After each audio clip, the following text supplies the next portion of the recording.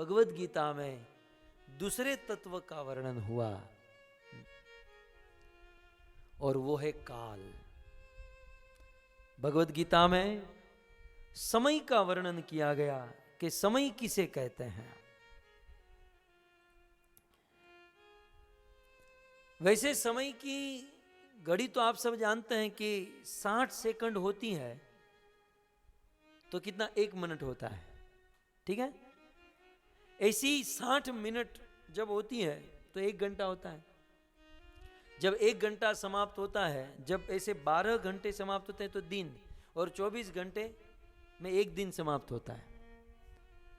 ऐसे 30 दिन बीतते हैं तो 1 महीना, ध्यान से सुनिएगा। ऐसे 12 महीने बीतते हैं तो 1 साल। ऐसे 4,32,000 वर्ष बीतते हैं तो एक कलयुग समाप्त होता है, एक युग। फिर 8,64,000 वर्ष बीतते हैं तो द्वापर युग समाप्त होता है। 12,96,000 वर्ष बीतते हैं तो त्रेता युग समाप्त होता है। त्रेता युग 12,96,000, और 17,28,000 वर्ष बीतते हैं तब सतयुग समाप्त होता है। अर्थात कलयुग, द्वापर, त्रेता और सतयुग, ये 4 युग को आप जोड़ेंगे तो कुल मिलाकर होगा 43,20,000 वर्ष, ठीक है। 43,20,000 वर्ष का एक चतुर्युग हुआ, सतयुग, त्रेता, द्वापर, कली। ऐसे 43,20,000 वर्ष 10,000 बार बीतेंगे, 10,000 चतुर्युग होंगे, तब ब्रह्मा के 12 घंटे समाप्त होंगे। काल, मैं समय के बारे में बता रहा हूं। और फिर ऐसे ही चतुर्युग फिर से 10,000 बार बीतेंगे, तब ब्रह्मा जी की 12 घंटे की रात समाप्त होगी। अर्थात ब्रह्मा जी का एक दिन कितना लंबा, हमारे इस धरती पर 8 अरब 64 करोड़ वर्ष जब बीतते हैं तब ब्रह्मा का एक दिन समाप्त होता है। ऐसे ब्रह्मा जी के 30 दिन का महीना होता है ब्रह्मलोक में, और 12 महीने का साल होता है, और ऐसे ब्रह्मा 100 साल तक जीते हैं। समझ में आ रहा है ना? ऐसे ब्रह्मा जी 100 साल तक जीते हैं। और ब्रह्मा जी के 100 साल जब समाप्त होते हैं, और ब्रह्मा जी के जब 100 साल समाप्त होते हैं, तब भगवान नारायण, भगवान विष्णु का एक सांस समाप्त होता है।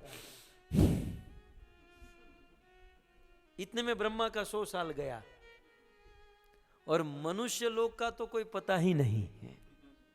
अब विचार कीजिए, काल, भगवान इतना करते हैं तो ब्रह्मा जी का 100 साल समाप्त होता है, और मनुष्य की कोई गिनती नहीं है। तो काल के भी काल भगवान हैं, और भगवान के सामने, ब्रह्मा के सामने, देवताओं के सामने हम मनुष्य कुछ नहीं है। हमारे पास कोई समय, कोई अवधि नहीं है, लेकिन फिर भी हम लोग सोचते हैं कि हम लोग कितना जीने वाले हैं। रामायण में बड़े दुख के साथ कहा गया, सब आयु मिलाकर 5 कल्पांत न जान गुमान असा। कुल मिलाकर हमारे पास 50-60 साल है, लेकिन प्लान तो इतने बनाकर रखे हैं कि 2-5 हजार वर्ष तो हम जी जाएंगे। जिस गति से आप लोग जॉब कर रहे हो, जिस गति से आप लोग कमा रहे हो, और जो गाड़ी बंगले जो सब बना रहे हो, लगता है 2-5 हजार वर्ष तो खींच ही लेंगे। लेकिन याद रहे, गीता का एक सब्जेक्ट है काल, और भगवान कृष्ण ने कहा काल का कोई भरोसा नहीं, काल का कोई भरोसा नहीं। वैसे तो ब्रह्मलोक तक, आ ब्रह्म भुवना लोकान पुनरावर्तिनो अर्जुन, ब्रह्मलोक तक रहने वाले सभी जीवों को मरना पड़ता है, लेकिन पृथ्वी लोक पर रहने वाले जीव को कभी भी उसकी मौत निश्चित नहीं, वो कभी भी मर सकता है। इसलिए प्रहलाद महाराज कहते हैं, अध्रुवम, मनुष्य जीवन का कोई भरोसा नहीं है। और ध्रुवम, हम कभी भी मर सकते हैं। हम घर पर गए, रास्ते में ऐसा न हो, लेकिन एक्सीडेंट हो सकता है। रात को सोए, सुबह जग ही नहीं पाए। यहां कब किसी को अटैक आ जाए, कब किसको कैंसर हो जाए, इस दुनिया में काल का, समय का कोई भरोसा नहीं है, कोई भरोसा नहीं है। बुद्धिमान व्यक्ति वो है जो समय की वैल्यू को समझे। चाणक्य पंडित ने नीति शास्त्र में लिखा, प्रभुपाद अक्सर इस बात पर जोर देते थे कि आयुष्य क्षण एकोपी न लभ्य स्वर्ण कोटि भी।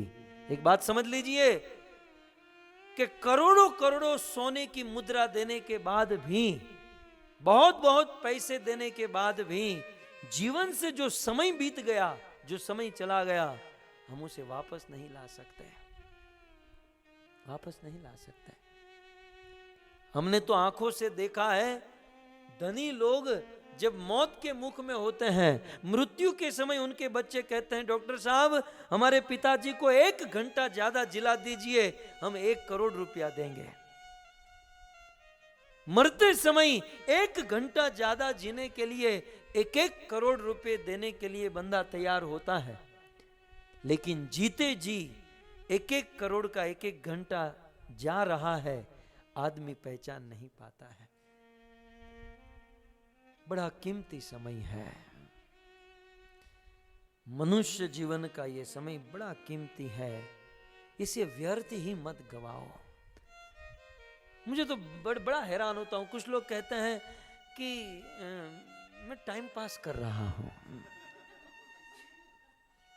कभी कभी वो गेम खेलते हैं, स्पोर्ट्स, मोबाइल में कुछ गेम खेलते हैं, क्या करें, मैं टाइम पास कर रहा हूं। मूर्ख लोग ये भी नहीं जानते हैं कि हम क्या टाइम पास करेंगे, टाइम हमको पास कर रहा है। कुछ लोग तो ये सब आश्चर्य, ये दुनिया का ये सबसे बड़ा मनोरंजन है, सबसे बड़ा आश्चर्य कि जैसे ही 1 साल समाप्त होता है, लोग अपने बच्चों का बर्थडे मनाते हैं। और बर्थडे मनाने की रीत तो पाश्चात्य देश की देखो, सबको एकत्रित करते हैं, फिल्मों के गाने गाते हैं, शराब पीते हैं, चलो ये भी समझ में आ गया। लेकिन फिर केक लाते हैं और उसमें मोमबत्ती घुसाते हैं, और बाप उसको उजाला करता है, लाइट जलाता है, और बाप अपने बेटे को कहते हैं, बेटा जो भी जीवन में थोड़ा बहुत प्रकाश है वो भी अंधकार में बदल दे, खत्म कर दे। हमारी संस्कृति क्या है, तमसो मां ज्योतिर्गमय, कि बेटा एक गुरु शिष्य से कहते हैं कि अंधकार से उजाले की ओर चलो, लेकिन पाश्चात्य संस्कृति क्या है, जो उजाला है उसको अंधकार कर दो। एक तो उजाला है ही नहीं जीवन में, न प्रकाश है न ज्ञान, लेकिन जो थोड़ा बहुत बचा है उसको भी खत्म कर दो। ये तो संस्कृति है। और फिर अपने जन्मदिन की बधाई मनाते हैं, खुशियां मनाते हैं, लेकिन वास्तव में ये दुख की बात है कि हमारे इस अमूल्य जीवन से 1 साल कम हो गया। हम लोग मौत के मुख की ओर आगे बढ़ गए हैं। आप ये मत भूलो कि हम सब लोग काल के मुख में फंसे हुए हैं।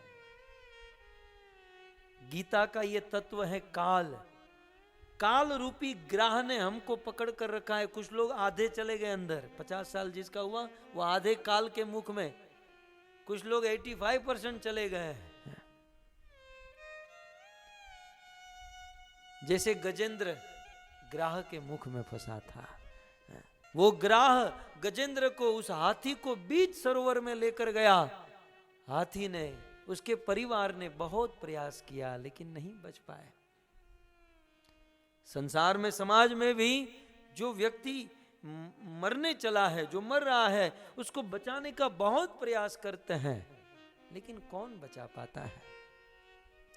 एक बार काल ने चोट मार दी, काल की थप्पड़ जिसको लग गई वो तो गया, उसे कौन बचा सकता है।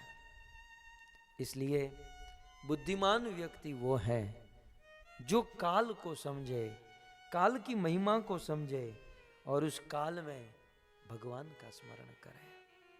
भगवत गीता में अर्जुन ने कहा कि कृष्ण आप कौन, तब भगवान कहते हैं कालोस्मि, हे अर्जुन मैं काल हूं और लोक क्षय कृतम प्रवृत्तम।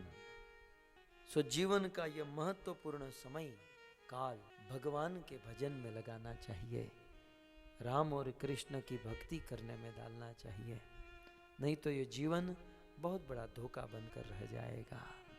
यक्ष ने युधिष्ठिर को 100 प्रश्न पूछे, उनमें से एक यह था, किम आश्चर्यम, धर्मराज इस दुनिया में सबसे बड़ा आश्चर्य क्या है? युधिष्ठिर महाराज ने कहा, अहनि अहनि भूतानि गच्छन्ति यमालयम शेषास्थावरनि इच्छन्ति किम आश्चर्यम यतः परम। दुनिया के लोग देखते हैं कि हजारों लोग एक दिन में मर रहे हैं, हमसे छोटे बड़े ऊपर नीचे आजू बाजू रहने वाले सब लोग मर रहे हैं, लेकिन आश्चर्य की बात यह है कि जो जी रहा है वो एक बार भी ये नहीं सोचता कि मुझे भी एक ना एक दिन मरना है। सबसे बड़ा आश्चर्य है। रविवार का दिन होता है, 10 बकरे को पीछे बांध कर रखा जाता है, थोड़ा सा घास फेंक देते हैं, बकरे घास खाते रहते हैं, और जब कस्टमर आते हैं तो एक बकरे को वहां से छोड़कर उसे मार देते हैं, काट कूट कर टांग देते हैं, उसके मांस को तोल तोल के बेचते हैं। फिर से कस्टमर आते हैं तो दूसरे बकरे को लेकर आते हैं, पीछे उसको काट कर मार कर टांग देते हैं, उसके मांस को बेचते हैं। तीसरा बकरा, चौथा बकरा, 10 बकरे थे और केवल 6 बकरे बचे हैं। वो 6 बकरे देख रहे हैं कि 4 बकरे हमारे साथ ही थे, हमारे साथ घास खा रहे थे, लेकिन वे चारों टंग गए, मर गए। अब उस 6 बकरे को यह ज्ञान होना चाहिए कि वो हमारे साथ खा पी रहे थे, वो मर गए और टांग दिए गए, अब हमारी बारी है। लेकिन वो जो जीवित बकरे एक बार भी यह नहीं सोचते हैं, घास खाने में मदमस्त होते हैं, अपने मौत काल को नहीं देख पाते हैं। सच कहे तो उस बकरे जैसी हालत हम लोगों की है। हम देख रहे हैं कि हमसे छोटे बड़े सब मर गए और टंग गए फोटो फ्रेम में, रोज हार चढ़ाते हैं, स्वर्गवास फलाने भाई हैं। फिर भले नरक में ही गया है, लेकिन लिखना तो स्वर्ग ही पड़ता है, नरक तो अच्छा नहीं लगता। हम रोज फोटो देखते हैं, हार चढ़ाते हैं, लेकिन एक बार भी ये नहीं सोचते हैं कि बहुत जल्द इसके बाजू में हमारा फोटो लगने वाला है। ये सबसे बड़ा आश्चर्य है। भगवत गीता में कृष्ण ने अर्जुन से कहा, अर्जुन रोज सुबह उठकर मेरा दर्शन करो या न करो, लेकिन किसी बूढ़े आदमी का और किसी स्मशान में जाकर किसी मृतक व्यक्ति का दर्शन अवश्य करना। कृष्ण कहते हैं, जन्म मृत्यु जरा व्याधि दुख दोषानुदर्शनम, इनको रोज देखना चाहिए, तब जाकर बुद्धि आएगी कि हमें भी एक दिन मरना है और मरने से पहले मैं तैयारी करके जाऊं, मरने से पहले मैं मेरा परलोक सुधार दूं। सो भगवत गीता का यह दूसरा सब्जेक्ट है। एक है जीव और एक है काल। इस संसार में सबसे अच्छा काल वो है जो अपना काल भगवान के नाम में, भगवान के भजन में बिताता है। और जो भगवान के नाम में अपना समय बिताता है, काल उसका कुछ नहीं बिगाड़ता, और मरने के बाद जीते जीव सुखी हो जाता है, और मरने के बाद वो भगवान को प्राप्त कर जाता है।